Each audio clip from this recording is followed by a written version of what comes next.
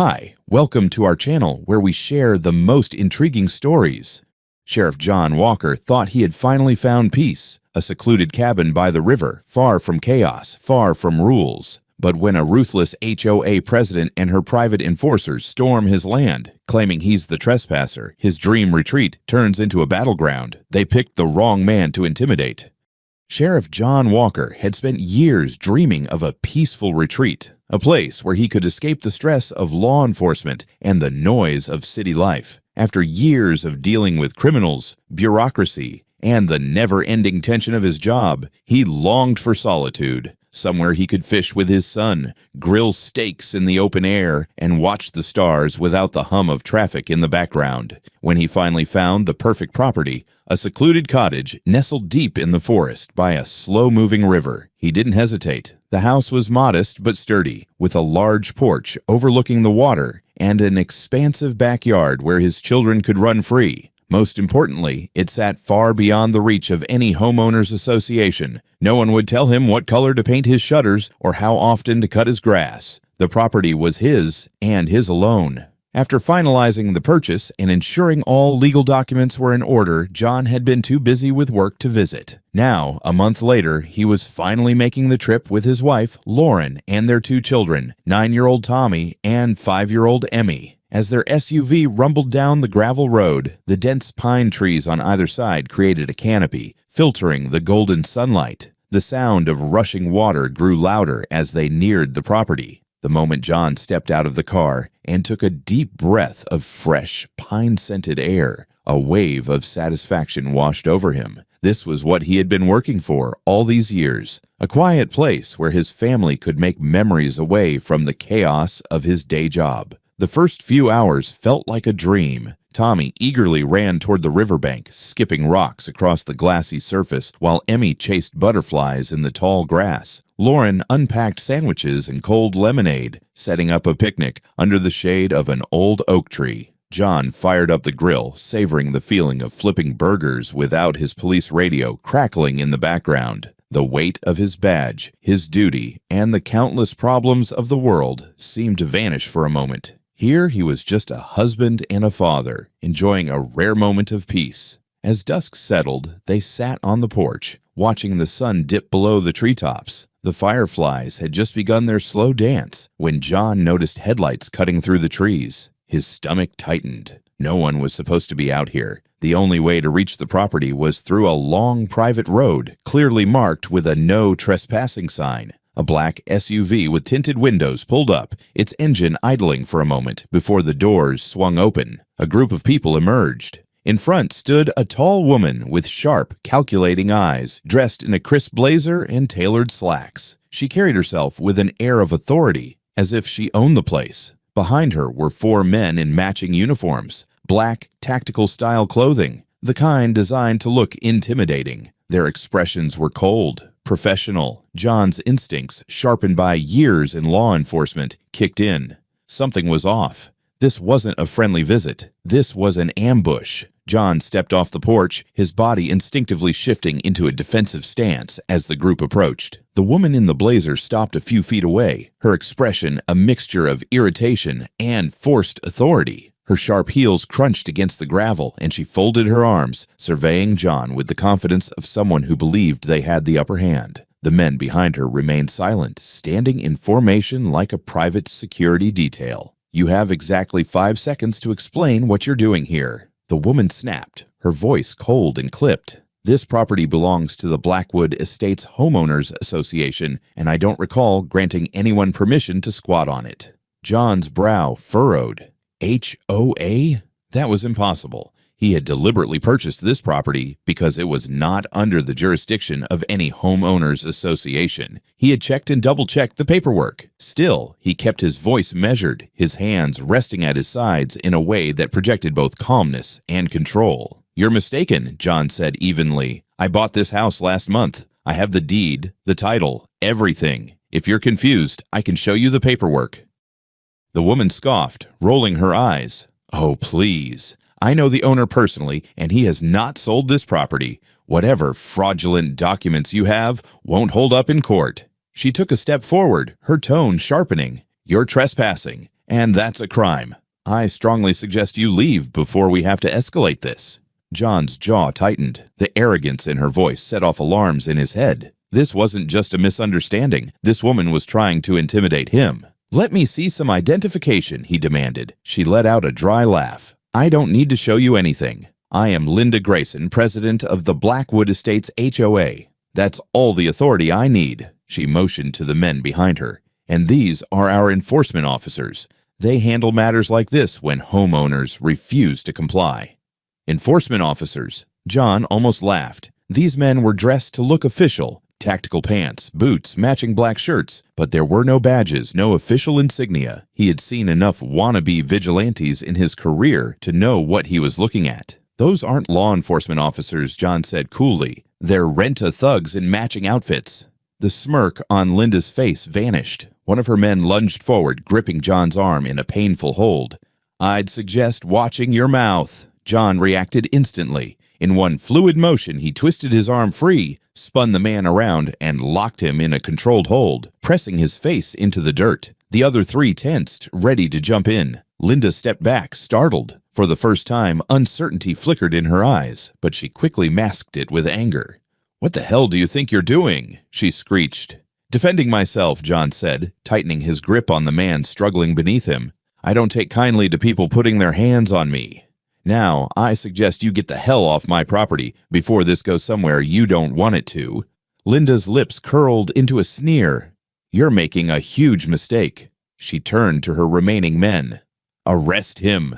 The three remaining enforcers charged at once, but John was faster. He threw a precise elbow strike into the first man's jaw, sending him sprawling. The second swung wildly. John ducked and drove a fist into his ribs, making him stagger. The third managed to get in close, grabbing for John's arm, but John used the man's momentum to flip him onto the ground. By the time John looked up, Linda was already backing away, her face pale. She fumbled in her purse and pulled out a cell phone, pressing a button.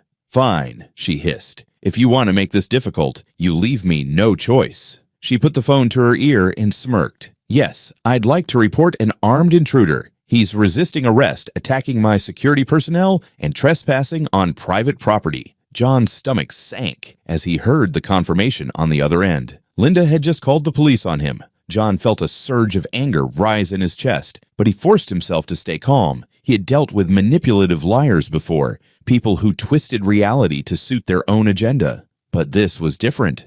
This wasn't some criminal on the street trying to worm their way out of an arrest. This was a power-hungry HOA president fabricating charges against him in his own home. Linda lowered her phone, a triumphant smirk spreading across her face. "They'll be here soon. And when they arrive, they'll see exactly what I told them. A violent man trespassing where he doesn't belong." John clenched his jaw. "I own this property, and you know it." Linda tilted her head in mock sympathy. "Oh, I don't think so. And even if you did," she waved a dismissive hand, "it won't matter once you're in handcuffs." Lauren appeared on the porch, panic etched across her face. "John? What's going on?" Behind her, Tommy and Emmy peeked out, their small faces full of fear. John's gut twisted. His kids were watching this. They didn't understand what was happening, but they could see the threat, feel the tension in the air. One of Linda's so-called officers recovered from the scuffle, pulling a baton from his belt. "You're resisting a lawful order," he growled. "You either come quietly, or we do this the hard way." John let out a sharp laugh. "You idiots have no authority, and if you so much as lift that baton at me, I'll make sure you regret it." Linda sighed dramatically. "Enough." She snapped her fingers. "Take him." Two of the men rushed forward before John could react. A stun gun crackled. Pain exploded through his body. His muscles locked up, his vision blurred, and for a split second he lost control. His knees hit the dirt. His mind screamed at him to fight back, but his body refused to obey. "Daddy!" Emmy's shriek cut through the air. Tommy ran toward his father, but Lauren grabbed him, holding him back.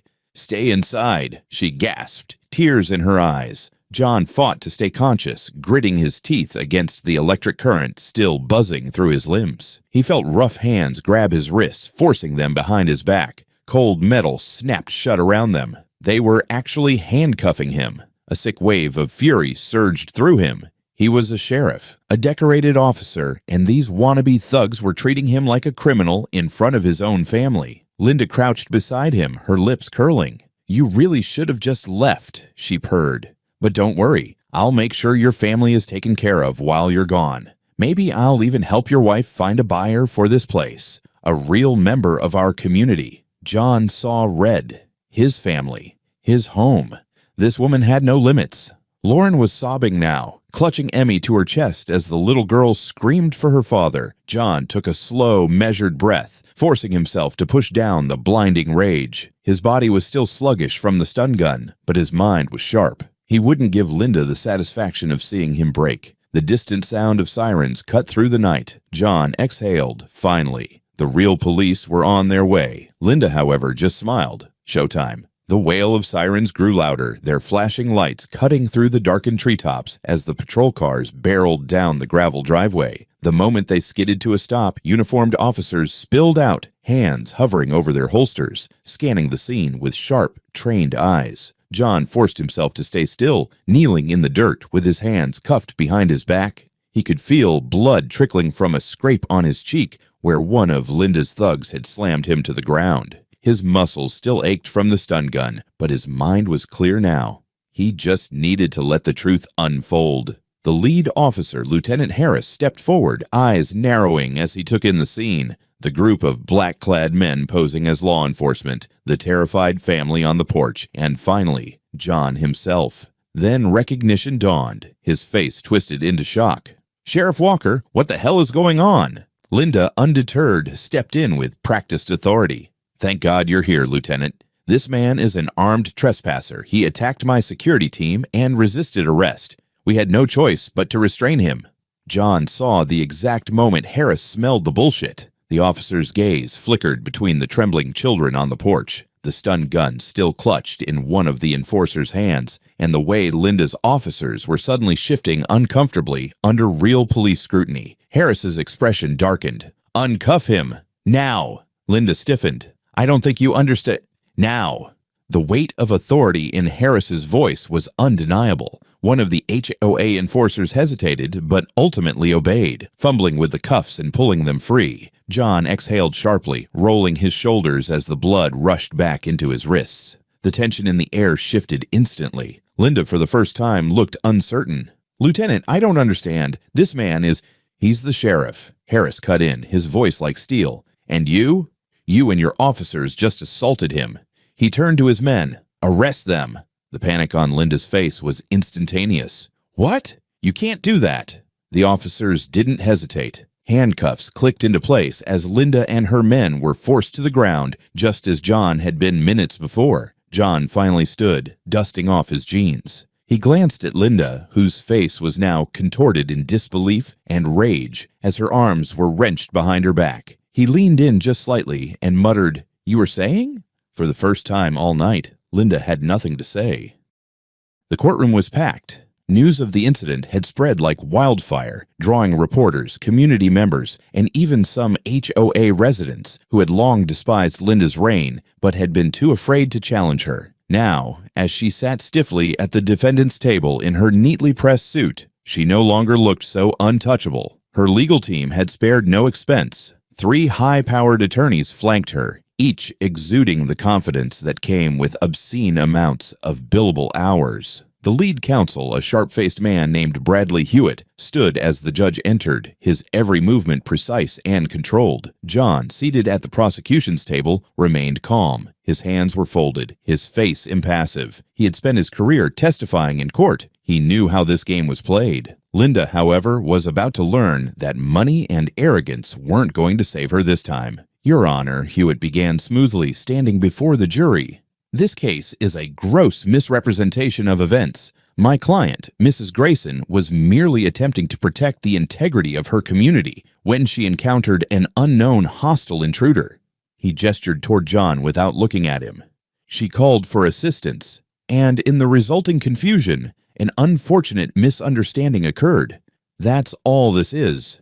A misunderstanding being blown out of proportion by overzealous prosecution." John felt his jaw tighten. The audacity of this man. Hewitt continued, his voice dripping with sincerity. "Furthermore, my client was operating under the assumption that the property in question was still under HOA jurisdiction. She was misled by outdated records, which is a clerical error, not a crime. A murmur rippled through the courtroom. The clerical error defense was flimsy at best. John watched the jury. Some of them frowned, unimpressed. The prosecution rose next. District Attorney Claire Hendricks was known for her brutal efficiency in dismantling weak defenses. She wasted no time. "Let's talk about that misunderstanding," she said coolly, pacing the courtroom. "Mrs. Grayson called 911 and lied about the sheriff of this county being an armed trespasser. She then ordered her men, unlicensed, unregistered security personnel, to use force against him, which resulted in him being unlawfully detained, restrained, and assaulted. That is not a misunderstanding.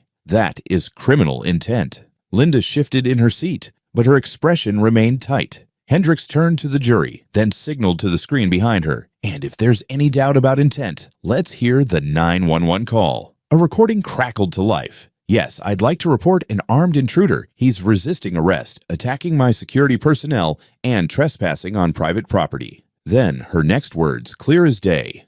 "Arrest him." Hendricks let the silence stretch before speaking. No hesitation, no confusion.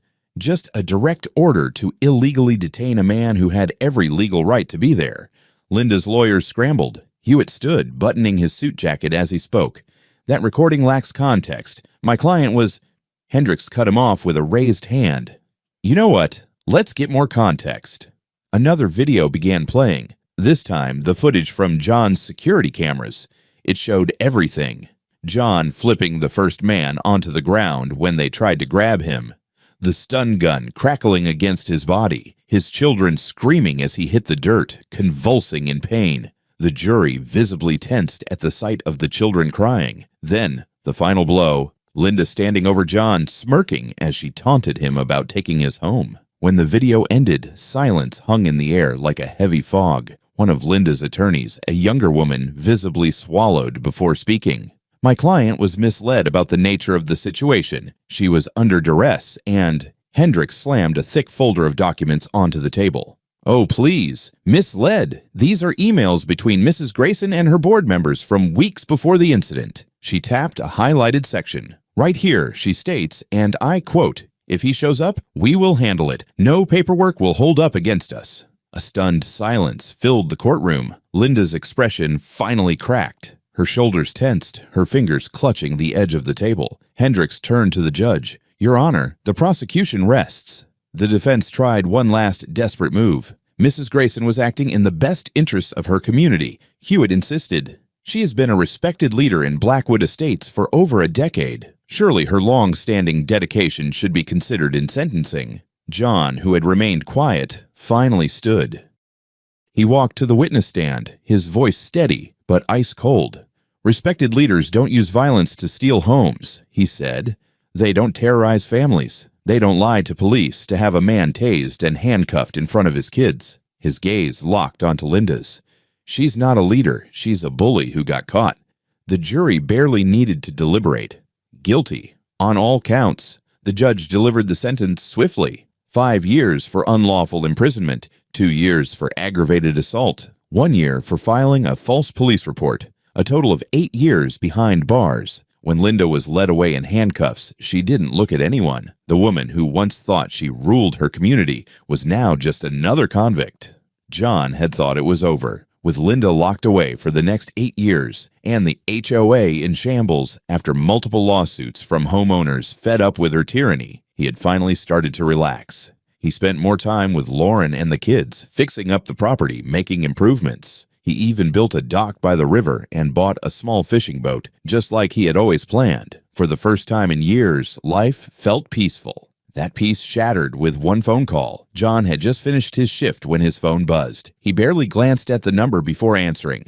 "Walker, Sheriff," came the voice on the other end. "It was one of the deputies from the station, Hank, a longtime friend." His tone was tight, urgent. "John, it's your property, your house. It's gone." John's breath hitched. "What the hell do you mean? Gone?" "It burned down," Hank said, voice thick with regret. "Total loss." The fire department responded, but by the time they got there, it was too late. There's nothing left. For a moment, John could only stare at the wall of his office, his mind struggling to process the words. his home, the place where his kids played, where Lauren cooked breakfast every morning, where they had spent the past few months rebuilding their future, gone. He grabbed his keys, his heartbeat pounding in his ears. By the time John reached the property, the fire had been extinguished. All that remained of his house was a smoking skeleton of charred wood and ash. The smell of burnt timber filled the air, acrid and suffocating. Lauren stood nearby, clutching Emmy close while Tommy stared blankly at the ruins. His small fists were clenched at his sides, his face pale with shock. John walked toward them, his movements slow, heavy. Lauren's eyes were red-rimmed as she turned to him. "It was deliberate," she whispered. The fire chief said, "It was arson."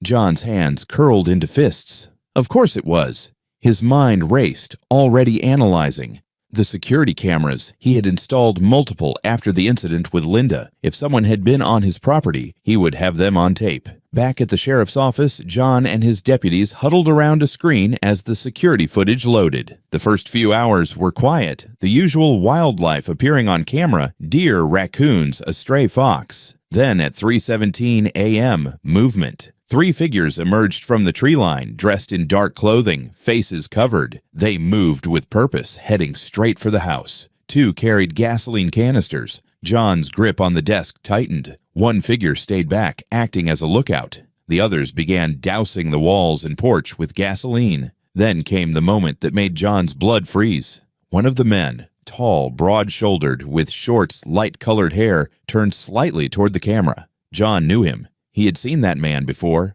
one of Linda's so-called security officers. The bastard had been there that night, helping to restrain him, following Linda's orders like a loyal dog. He wasn't the one who lit the fire, but he stood there, watching. John slammed his fist onto the desk. "Get me everything on that son of a bitch," he ordered. The deputies scrambled into action. Within the hour, they had an ID, Kevin Rhodes, a former security contractor, multiple minor offenses for trespassing, intimidation, even a bar fight that got him fired from a private firm. John leaned back in his chair, exhaling slowly. This wasn't just some random attack.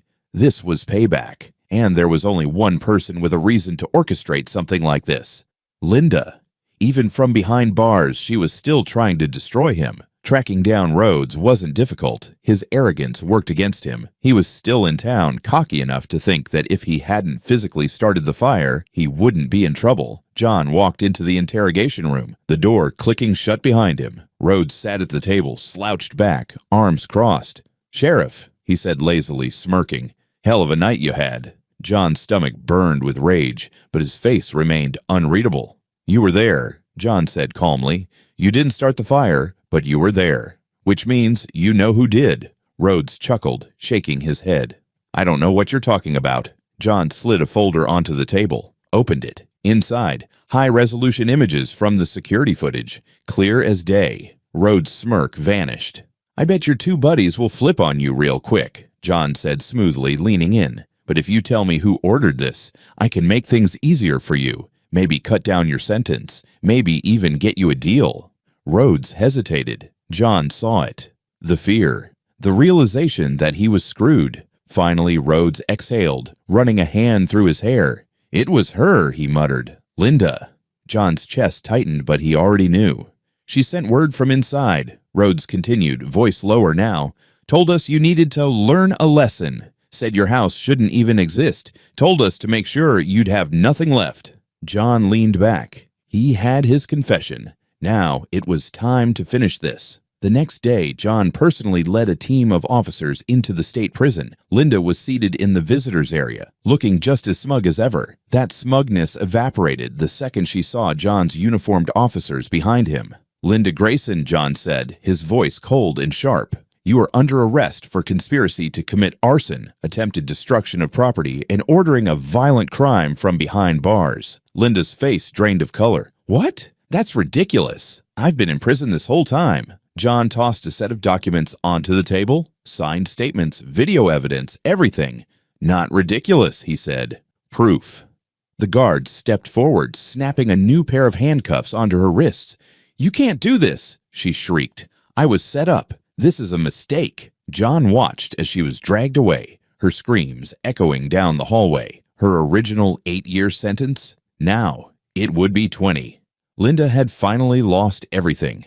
Months passed, and John slowly rebuilt what had been taken from him. The new house stood stronger than before, reinforced with security systems, cameras, and the knowledge that no one would ever take his home from him again. The scars of the past lingered, memories of the fire, of Linda's arrogance, of the moment he saw his children crying as he was dragged away in handcuffs. But in the end, justice had prevailed. Linda Grayson was now serving a 20-year sentence in a maximum security facility. Her once powerful reign over Blackwood Estates had crumbled. The HOA had been dismantled, its remaining members either resigning in disgrace or facing lawsuits of their own. The community, finally free of her grip, had come together in her absence. The very people she had ruled over with an iron fist were now helping each other rebuild. John sat on the edge of the newly built dock, staring out at the river. The sun was setting, casting golden hues over the water, turning it into liquid fire. Tommy and Emmy sat beside him, their legs dangling over the edge, little ripples forming as their feet brushed against the surface. Lauren stepped out onto the porch, watching them.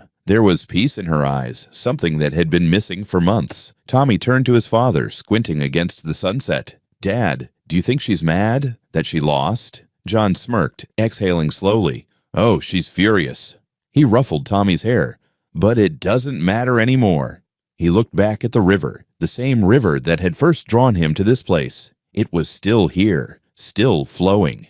No fire, no corrupt HOA, no amount of greed or malice had been able to take it away. This was home, and it always would be.